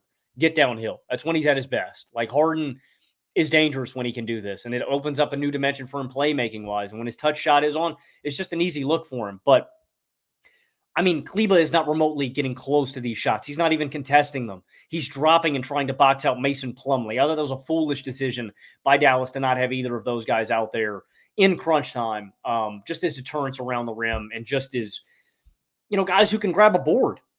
Not only do I want to give credit to Harden. Oh, my God. I mean, Paul George with just such a beautiful game. I think he had 16 first quarter points. He ends up with 33 in this one, 6 boards, 8 assists. When you don't have your best player, your third star, you got to have your front men pull your weight like this, and they did. He bangs 7 of 10 from behind the arc. He bangs 11 of 19 from the field. And the Stars balled out. They shoot better, but it was those two guys. It was the perimeter shooting. And I thought it was this collective defense on Luka Doncic, man. I was super impressed with how they defended Luka, man. If it was Terrence Mann, if it was Paul George, if it was Westbrook, whoever they put on him, I thought the ball pressure and the physicality that they played with all game long on Luka was really, really impressive. But, James, I apologize to you after the first game. I'll do it again. I was just wrong, man. I was just a little quick, The numbers didn't lie to me. Harden was really bad during that last stretch. Oh, yeah. Yeah. He was really bad, man. He was. I'm sorry, James. I'm sorry. Maybe I should stop doubting you. Maybe I should get you a basket full of muffins and flowers, and maybe I should write that apology. I was wrong on James Harden, but I also thought that Dallas did a really poor job in terms of defensive personnel and engagement. He cooked PJ. He cooked Luka. They had Kleber out there at the 5 spot. I thought that was dumb, but my bad, man. James, you balled out, man. I tip my cap to you. I'm not going to take it off because I'm bald and I'm a little embarrassed, but you balled out. It's tough. They did not have answers down the stretch in this one. And I don't disagree that having a legitimate 5 out on the floor with the sort of size and length to potentially challenge some of those floaters would have been a positive change. But ultimately, James Harden just got what he wanted in this game. And Logan, he's been the best player in this series, which I could not have anticipated. With the Harden that we saw down the stretch, just with the names on the floor, obviously Kawhi has been taken out of that equation, but he has pretty clearly outplayed Luka. Was way better in game 1, was way better in this game. I would say was better in game 3. He's averaging 26 points and 7 assists per game on 73% true shooting. He is just in absolute control, and his shot making is absurd early in this game. Abusing switches with step backs. If he got a big on him, if he had Luka on him. And at the end of this game, he was hunting Luka again. So they were doing whatever they could to keep Luka from just getting toasted, because this was such a bad defensive game from Luka, dude. It's been a roller coaster of a series from him on that end. I don't think the highs have been as high as some excited Mavs fans would have said, but like game 2, he was really, really solid. Game 3, he was fine. Game 1, he was awful. This game, he was so bad. He picked up 2 fouls early, and then he literally started playing like the hands behind your back defense. And it's like, Luka, don't do that. You're just inviting whoever it is to beat you off the bounce. Amir Coffey easily beat him off the bounce when he was doing that. So I thought they actually did a nice job of adjusting to make sure Harden couldn't get that Luka mismatch. They started pre-switching, which means whenever they see that Luka's man is about to set a screen for Harden to switch, they have Luka switch with another guy playing away from the ball. So now he is the one guarding the screener. They were trapping the switch where you would have PJ Washington come up, right? So there's 2 defenders on Harden, but then Luka recovers to whoever PJ's man was. So now they have PJ on him. They simply were not allowing the switch to happen. Like PJ was fighting over a screen in one spot, wouldn't let that switch happen. So they were keeping Luka off of Harden late, but it just didn't matter. He got a step on PJ Washington at will. And the mid-range and floater game, particularly in this one, has just been phenomenal. And the problem is when James Harden is raining step back threes on you in single coverage, you have to play him so far out and you have to play him so tight. Like these guys are guarding up on him 30 feet out. They just don't have the foot speed to stick with him with all of that runway. He's too shifty. And when it's Luka or it's Maxi Kleba or it's PJ, who, by the way, I do think has defended really well in Dallas, but he's not quick enough for that specific matchup. They're just getting cooked. And I know a lot of people are like, Jason Kidd, why would you keep conceding floaters? Well, the problem is you could say, yeah, I guess we'll quote unquote concede step back threes. We'll play a little bit further off. We'll let him get to those looks. He was raining those over you, right? He goes 4 of 5 from 3 in this game. And you could double, but doubling outright against an ISO, like that is a very clear 4-on-3, and there's a lot of shooting on the floor. Like there just wasn't a good answer. When Harden is this level of shot maker, when he is making every step back three and every floater, he's just a maestro, man, because the playmaking has been really, really good as well.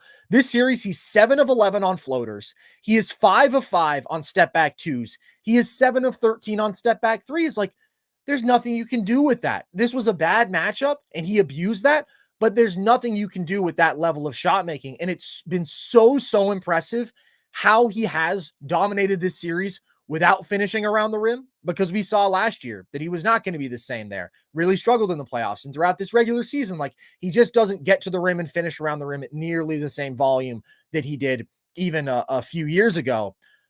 But the true 3-level scoring from him, like this is the purest hoops James Harden has ever played. There's really very little foul grifting out there. Like, yeah, there's a couple spots where he exaggerates contact on a jumper and you'll see an occasional rip through or whatever. But like, this is just crazy shot making and brilliant offense. This is just an offensive genius. One of the best offensive players that we've seen in the history of this game, playing unbelievable basketball when he wasn't doing it down the stretch. And he has been the best player on the floor, which has made all the difference in this series. They don't win game 1 without Harden dominating. They don't win this game without Harden dominating. And PJ also balled out. And what I loved about PG, that is, not PJ. PJ got cooked. But I just love the off-ball stuff from PG in this game. It makes him so special, being one of the best off-ball stars in the league. First 2 buckets of this game, they get for him coming off of screens. And consistently throughout that first half, his relocations, his movement, shooting, they were phenomenal, and he just couldn't miss. And he was hitting tough pull-up threes too. Like he cooled down in the second half, and they started trapping him some, forcing the ball out of his hands. But then he still hits that huge go-ahead 3 over Derrick Jones Jr. Like this was the PG I wanted to see, and I mostly expected, because he was playing incredibly down the stretch of the regular season. He was playing so well and carrying them to a 7-3 record without Kawhi. And this was like as efficient a PG as we've ever seen. He was so damn good this year. And that's why game 3 was so disappointing. It was just a lot of tough shots and he was missing them, but he made a lot of tough shots in this game and he got some good open looks from 3. So those 2 were great. And defensively, I didn't think Dallas put their best foot forward. I thought there was some overhelping at times, leaving Terrence Mann wide open for a lot of threes. But a lot of this was just PG and Harden making crazy skilled shots that are the reasons that they're the great offensive players that they are. And Norman Powell comes in, knocks down some big shots. He's been pretty dynamic this series. He's just a dynamic offensive player off the bench. And the Clippers were 18 of 29 from deep. A lot of those being these pull-up looks. So you can't say it was like disastrous from Dallas defensively. It was a lot of really, really good offense winning out. Yeah, and the only reason the Mavericks stay in this game, you mentioned they trailed by 31 points in the first half, was because of Kyrie. I mean, Kyrie doesn't score a point in the first quarter. He scores 40 points in 3 quarters, 40 points, 7 boards, 5 assists on 14 of 25 shooting, 6 of 12 from deep. Keeps him in this game. And outside of the entirety of the Sixers-Knicks series, watching Paul George and Kyrie Irving trade buckets with each other in the fourth was like my favorite moment of the playoffs maybe so far, man. That was awesome. But I think we have to address the elephant in the room, and the elephant in the room is the guy that's supposed to be the best player in this series. That's Luka Doncic. I have been thoroughly disappointed with Luka in this series. It is staggering to me how bad Luka has been by his standards. Again, if you look at the counting numbers, not that bad. He goes for 29, 10, and 10 in this one. But it's 10 of 24 from the field. It's 1 of 9 from behind the arc, and there's 3 turnovers. And something that you mentioned last game, Carson, about Luka was how much he was settling for his jump shot. I thought he settled a ton in this one. He's just not getting downhill. I thought he telegraphed a lot of his passes. I mean, just led to easy turnovers for the Clippers. There's just one bad one on Westbrook where Westbrook just rotates over to the corner. Bang. He got picked apart defensively. The Clippers were hunting him during a stretch in this game. James Harden was just blowing by him in single coverage. On the series, he's 29, 10, and 9 on 39% from the field, 27% from deep, 51% true shooting with 4 turnovers a game. I mean, it has been atrociously bad for Luka. If Luka's not going to be the best player in this series, the Mavericks aren't going to win. Point blank, period. And so I think he's got to get downhill more. It's just when the offense is at its best, you are asking Kyrie to pull an absurd weight right now. Like, expecting him to do this every single game is just unreal. The Mavericks shouldn't have been in this game with the level that Luka Doncic was playing at. And Kyrie willed them back into this one. Like, God, he's just also got such a smooth game. That's what I mean with that Kyrie PG battle, dude. It is like 2 of the smoothest hoopers ever just going at it. Yeah. Yeah, man, it's erotic. It is erotic basketball. It is. He's got to be engaged more defensively, just lackluster engagement and effort in game 2. And maybe he is dealing with a little knee injury. And like Chat mentioned in 2, he said it. After the game, Luka came out and said, I feel like I'm letting him down. That is a direct quote of Luka about Kyrie. I'm glad he recognizes it. It is about him consciously changing the way he is playing the game. It's not really about, I need more shots to fall. No, I need more effort defensively. I need more effort on the glass. I need you getting downhill more and doing more, man. I have been really, really disappointed with Luka's play. And like I said, I give a massive amount of credit to the Clippers defense. Terrence Mann, Russell Westbrook, Paul George, all the guys that play on him. Great ball pressure, great activity, great physicality, but Luka should kill all those guys. You know, Luka is one of the best offensive players on planet Earth. He should be torching everybody, and he's not. He is not playing anywhere close to his level of play. He is not playing as the best player in this series, and they are not going to win if he is not the best player in this series. It's been really disappointing from Luka, and generally the results of basically every matchup, every action is him settling for a tough jumper. Even though he isn't driving nearly at the volume that he should be, the results when he gets into the paint are still really good. Like, there's several instances in this game where he gets a switch and he drives. He gets a step on the slow-footed big, draws a foul versus Plumlee. He passes and cuts off a switch and he gets a layup. If it's a smaller defender on him, he bullies Amir Coffey. He gets to the line. Like, we know that he's capable of it, but he is so reliant on those tough looks. You mentioned the efficiency has been brutal. He's only 26% from deep in this series. He's attempted 7 shots in the restricted area. As I mentioned last show, over his previous 2 playoff series against LA, he was taking over 5 restricted area shots per game.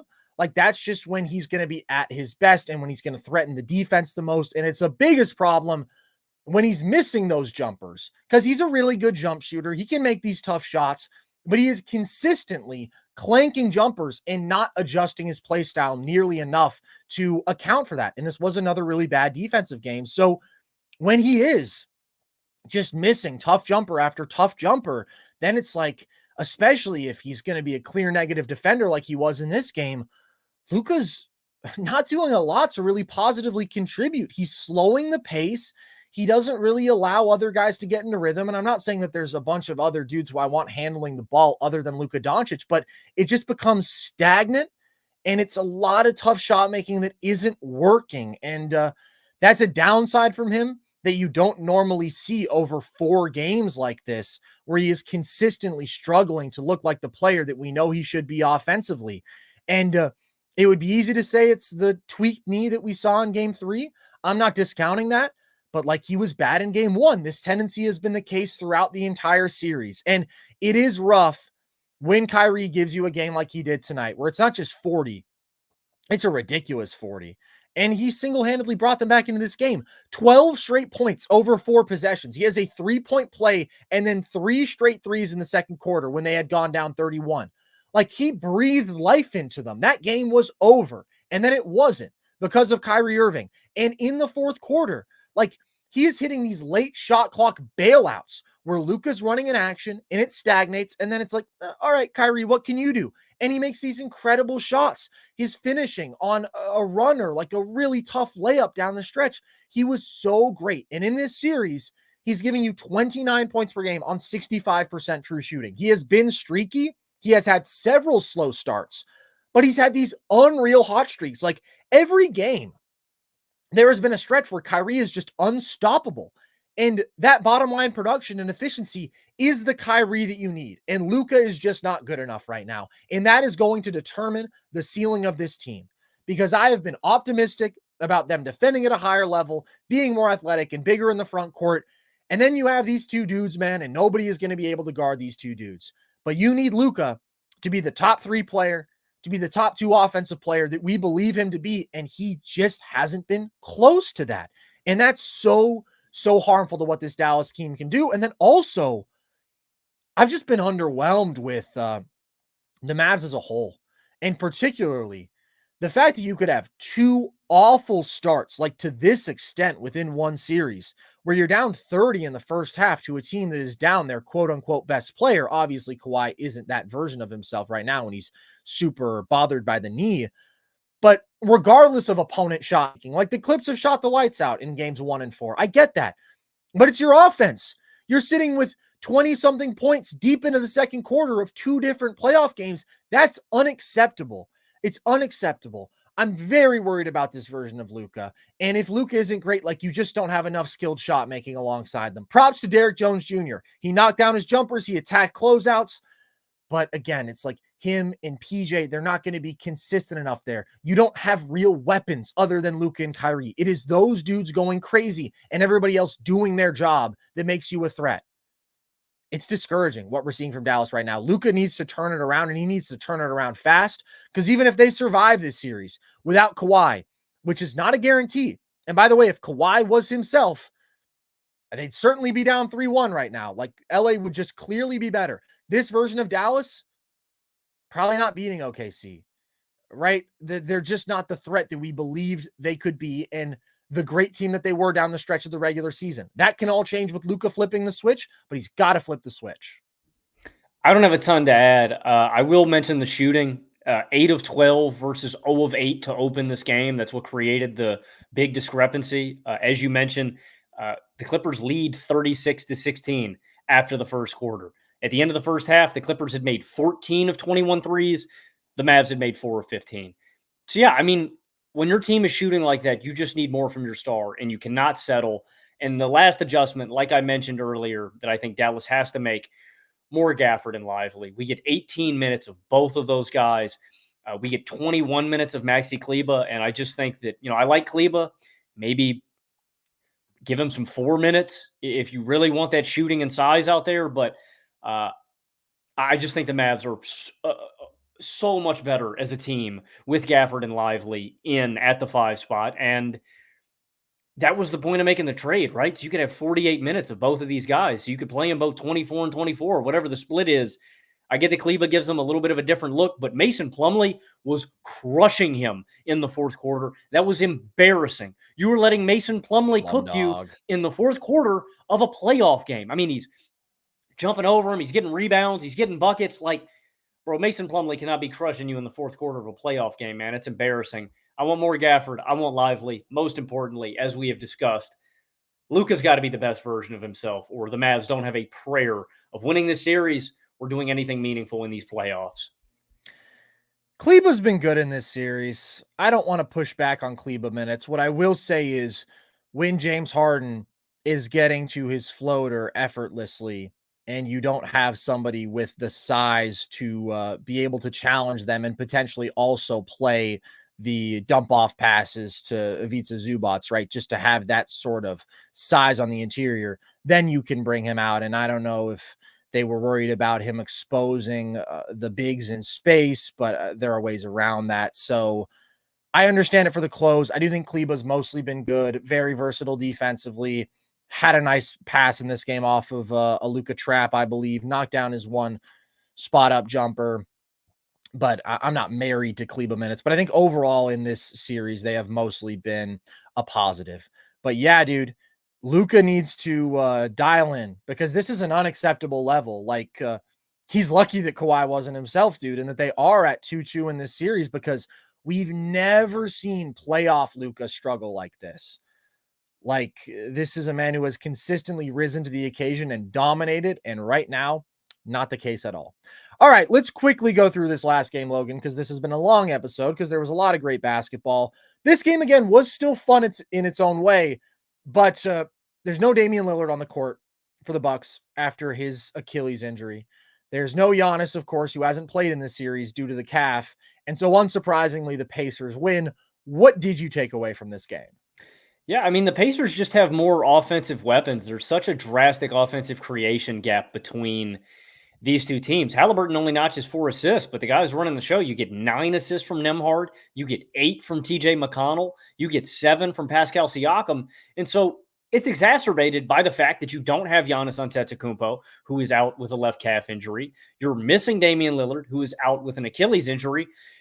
And the most head-scratching move, I don't know what Bobby Portis is doing, man. Bobby, you're down your 2 stars in this game. You are arguably this team's 4th best player. I love Bobby Portis and his crazy eyes. Shout out Bobby. I like him. He's one of my favorite bench players in the league.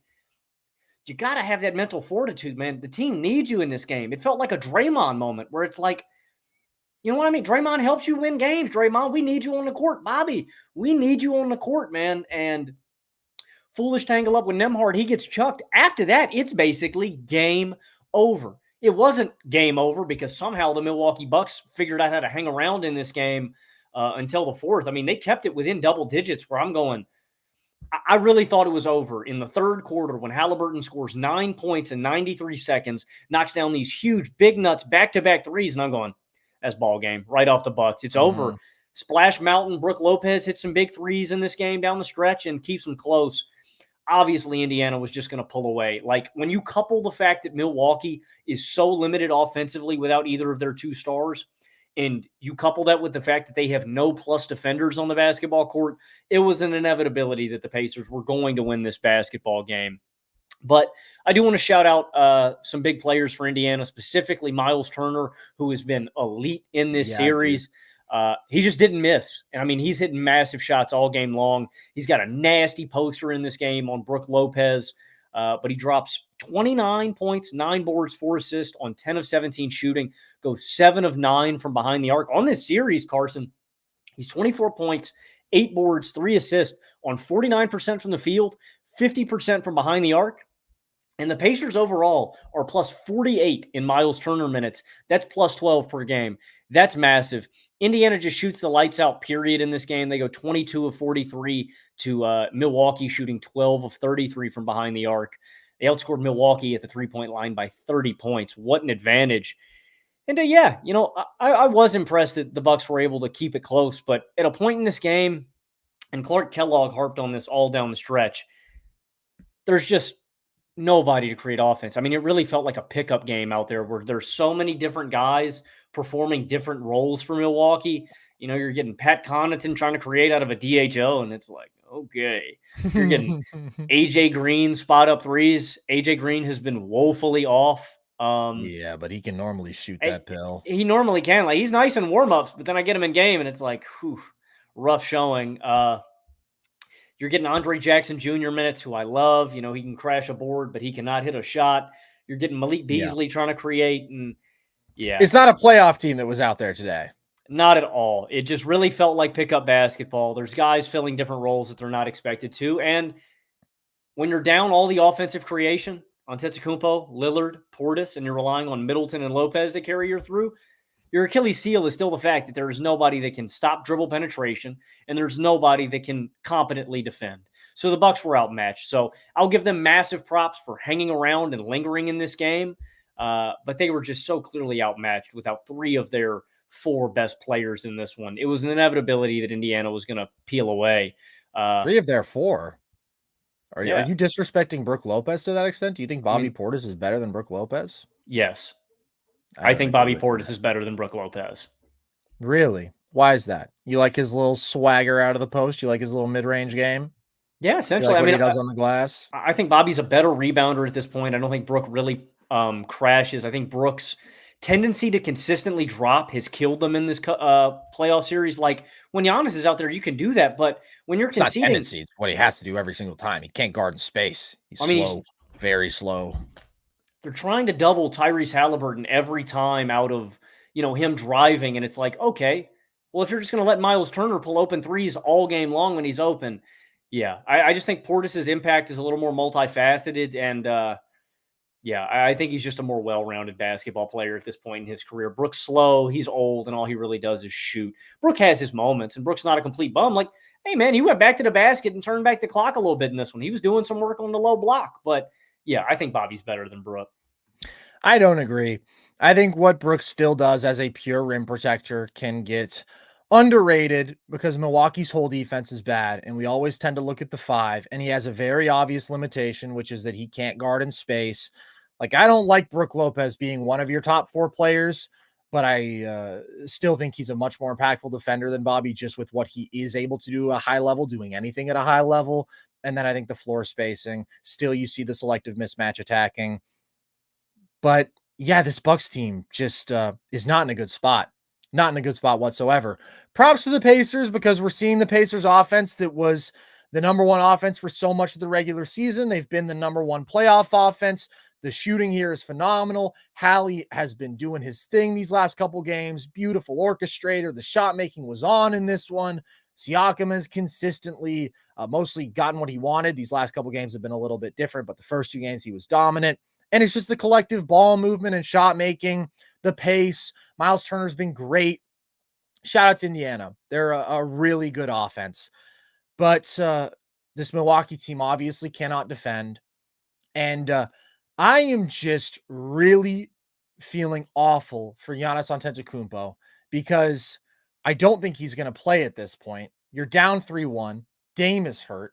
Who knows if Dame is going to be able to play? If he can, he probably would have played game 4, right? Because you're basically conceding this one with neither him or Giannis out there. And now down 3-1. If Dame isn't going to play, Giannis certainly isn't going to play because then you would still be the underdog probably to this Indiana team. And that's just a brutal, brutal way to go out amidst a brutal 3-year stretch post-title where you lose second round. Giannis has an amazing series against Boston, but he's playing without Middleton, just doesn't have enough firepower. Last year, he misses 2 games with the back injury. Then you come back and you have some crazy Heat shooting and you have some clutch meltdown, and that's it. You're bounced in the first round as the 1 seed. And then you have this year where he's just hurt and he's not going to get to play, and you're going to have another first round exit in all likelihood for just one of the 20 greatest players who we've ever seen, in my opinion. Going through that in your prime sucks in a vacuum. And then you consider that the outlook is not at all better because this core is old. This core is declining. I do not think you can run it back with Brook Lopez next year. I think you just generally need to get way more athletic. The Dame trade ultimately was not a success this year, even though he did have some really great playoff moments over the couple games that he was healthy, but he was not the guy who he was supposed to be. And you don't have good assets to find your way out of this. I believe Giannis is a very loyal dude. I've never been somebody to say, oh, I think Giannis is going to move out, but I just wonder how quickly are we approaching the reality that it makes much more sense for this all-time great basketball player to go somewhere that actually has the resources or has the existing personnel to be a contender. Because unless Dame snaps into form, like 2022, 2023 Dame form, the guy who he was last year, and unless you somehow make really good moves to improve upon the 5 spot and get more athletic there and get more athletic on the wings, this team isn't contending. They're not. Giannis can take them to a conference finals in a weak East, but they're far away right now and things are not getting better. And that just remains my biggest fear and my biggest takeaway from this series, which is obviously a missed opportunity because you got the Pacers. And with Giannis healthy, you're probably going to beat the Pacers. And at least that is something of a moral victory, right? You won a playoff series. Yippee. 2 years without even doing that is brutal. Send him to Oklahoma City, man. Send him to OKC. Well, that would be unfair. I think Adam Silver would have to veto that, David Stern style. I mean, yeah, we are quickly approaching that, man. I thought we were going to get there with Luka. That was my kind of, next star guy because I really didn't expect Dallas to pan out the way they have. Milwaukee's really far away, and the glaring weakness is the lack of athleticism. And there are guys who they have that are athletic. It's like, yeah, man, let's put Andre Jackson Jr. out there. But then you're just conceding that he can't, hit a shot. You just need more well-rounded role players here. This is a very old team with not a lot of positive assets and not a lot of cap space. Like, that's a really tough situation to be in. And I wonder if it's no picks. I wonder if you're going to reach a point where it's like, do we shop Brook? Do we shop Middleton? Do we shop Dame? Or do we shop Giannis? You know what I mean? You're going to have to, at some point, I think, concede a star to either retool the rest of this roster to clear up cap space and to get back some role players, or you're just going to have to enter tank mode and completely blow it up. And there comes a point where it's Giannis getting frustrated with the team, right? Giannis is one of the 3 best players in basketball. And they have failed to defeat if they lose this series, it will be back-to-back years where Giannis has missed time in the playoffs and the Bucs have failed to eliminate inferior competition despite being down Giannis. You know what I mean? Like, Indiana's a very good basketball team, but they can't defend anybody either. And you can't slow them down at all. They should have beaten Miami regardless without Giannis last year. Like, there's going to come a breaking point. Giannis was out there for 3 games. Yeah. They didn't win. The one game they won was without Giannis. We are quickly approaching a breaking point or something with Milwaukee. Doc Rivers doesn't help that, man. You know what I mean? No. It's a sinking ship, dude. What are you going to do? You're going to go to your 4th coach in 3 years? No way. Like, you just can't have that sort of organizational instability, I don't think. And then you run it back with Doc. Doc's not even going to get a chance to be the scapegoat this year because it's going to be injuries. But no matter what, this team wasn't going to go far. And it is plain to see how lacking they are without Giannis. Like, even with Dame on the floor, right? Just the inability of this team to defend, the lack of athleticism, rim pressure. It is all really, really glaring. And they're not close, unfortunately. I thought the Dame trade was going to get them where they needed to go, and there's just too many flaws on this roster. Real quick before we get out of here, Logan, I want to touch on a couple more big picture Suns things that I think we should have hit on when we were discussing that game. First thing being, what do they do with Frank Vogel? Would you keep Joe Gatto around? I'd keep Frank. I don't really know if there's a point in firing him, and I don't really think it's his fault that the Suns are where they are. One, I think this is a really hard team to coach. Like, you've got 3 superstars. They're going to kind of, they're set in their ways and they're going to kind of do whatever they want anyway. And then you don't really have personnel around them to coach. Like, a lot of these guys are older and they are set in their ways as role players. Like, Vogel's a defensive minded coach. And I think that he can coach up guys that want to play defense and that know how to play defense and that are impactful there, but you don't have the personnel around him. And it's kind of like the Bucs thing, like you mentioned, the instability. I just think it's another bad look if you just ship another guy off.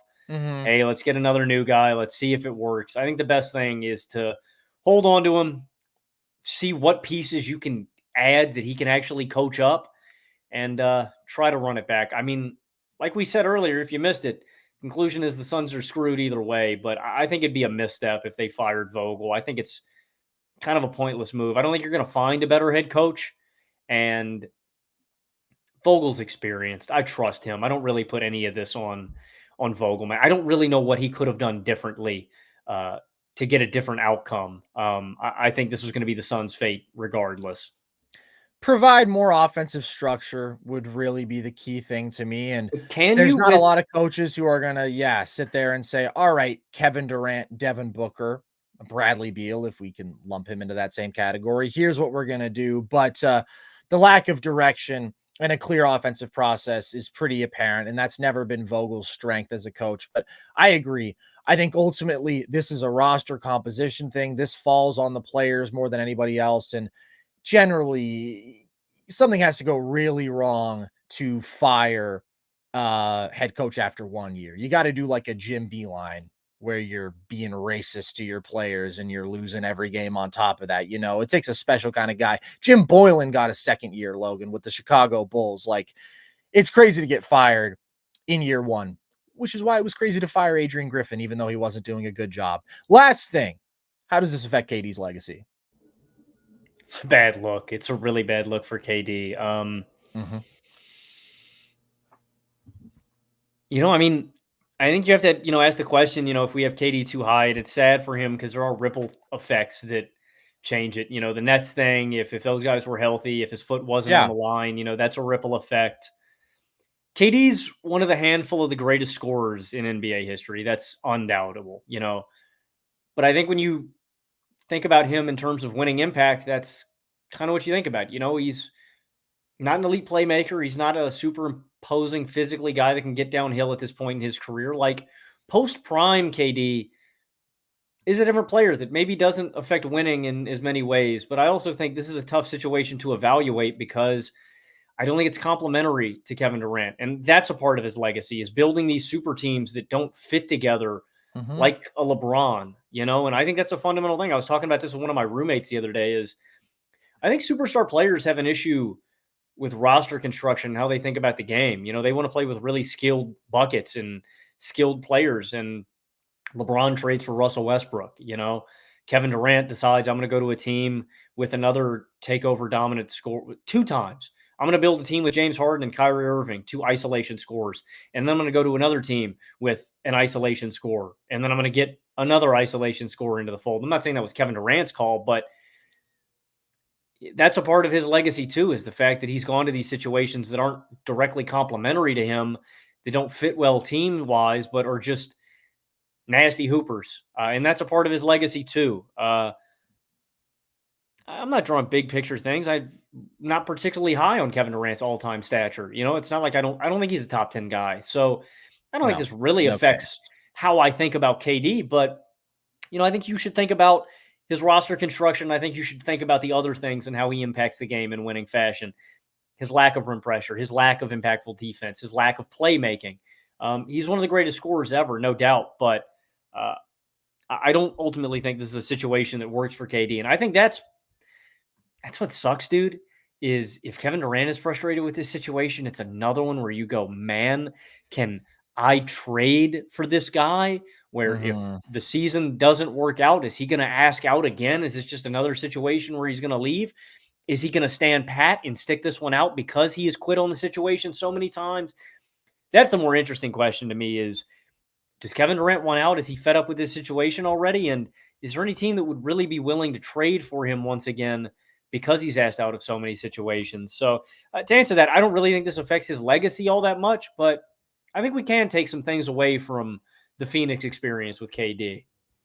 I asked that question sort of tongue-in-cheek because really what we're all thinking is how does this affect LeBron's legacy? And the answer is positively, because by transitive property, they avoided a sweep. The Suns didn't. Yeah, well, that is true. But also KD's legacy getting worse means LeBron's gets better. That isn't actually the transitive property. I just couldn't think of what words to say at that time. To some extent, this is all gravy from Kevin Durant, right? Like, this is bonus basketball. He's 35 years old. He's still playing at a top 12 level. That's not normal. That's especially not normal post Achilles tear, which historically has been the most devastating injury that a basketball player could sustain. Now, we've gotten better and better in terms of medicine helping these guys recover, but to return to a superstar level is incredible. To have some of his most efficient seasons while maintaining this ridiculous volume is incredible. To defend at the level even that he has in stretches post Achilles tear has been super impressive. But what I think has become increasingly clear is the gap between him and, say, a Steph Curry.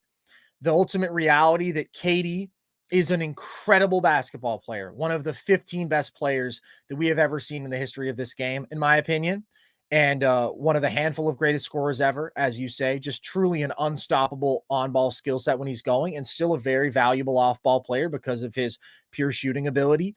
But ultimately, the totality of the offensive impact of a Steph Curry, factoring in his off-ball weight, which is like nothing we've ever seen, and his playmaking edge, like, that dude is going to more consistently drive a dynasty than a Kevin Durant. Like, he is a more overwhelmingly valuable offensive player, and it's really not all that close. And those guys were considered peers. In fact, KD is the guy who gets the 2 finals MVPs because he may rack up the bigger counting stats, but it was consistent throughout the years, right? They still win at an elite clip without Kevin Durant. They win 2 titles without Kevin Durant. They win 1 post Kevin Durant with a team that was really, really playing at a high level that year. But again, the more removed we get from that, the more remarkable it seems to some extent. And there are players right now who have just peaked at a higher level than Kevin Durant. There is a level of unstoppable imposition that you get from Giannis in 2021, from Nikola Jokic at the level that he's playing right now, that I think just surpasses Kevin Durant. And that's not really being revealed right now. I guess that's more just my reflection on KD's legacy, because I don't want to shred the guy personally, but he has clearly made some incorrect decisions in terms of trying to play the GM role, and it hasn't panned out, not understanding what is ultimately most essential to constructing a very effective basketball team. People will always talk about that Nets team and how they had the potential to win the title if they were fully healthy, and I don't totally disagree with that, but like that's the one opportunity. And ultimately, it is just leaving like the most favorable situation in basketball history after joining that, which to some extent was always going to put a cap on how high you could climb in all-time rankings and the view of people in these conversations as well. So it's really impressive that KD is still playing at this high level, but there are just guys who have peaked higher in this era. There are guys who ultimately do more extremely valuable things on the basketball court. And by the way, I also think leadership is a legitimate knock on Kevin Durant. I think that sort of lead by example style doesn't always work. Sometimes your teams need more. They need to be galvanized. And I don't think that he's been able to deliver that in a way that a lot of these other all-time great guys can. And that's ultimately where we end up here. This is not some black mark on KD's legacy. I don't think you can move down in all-time rankings without somebody else passing you up actively. Like I always try to think, okay, if things went totally south from here, like would this person have accomplished enough already to where I would keep them in this spot? And I have KD 13 all time right now, but like Jokic is going to pass him. Giannis should totally pass him.